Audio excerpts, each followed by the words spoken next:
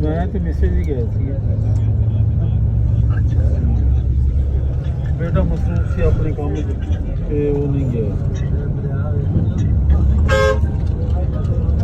ये अब तक की दरिया सतलुज की सूरत हाल है। सब ठीक सब ठीक। आगे आपको स्पीड दिखाते हैं पानी की स्पीड कितनी है। इंडिया ने पानी छोड़ता सारे दरियाओं बहुत ज़्यादा वो पानी जो बस्तियाँ नाल इधर देखें गाइस कितनी स्पीड है पानी की।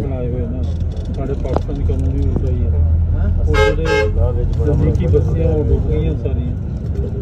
अच्छा मैं तो ही काम करूँ मेरा बहुत मजा बड़ा हेलो इतनी बड़ी स्पीड है बहुत ज़्यादा स्पीड। अल्लाह माफ़ करे। इतनी बड़ी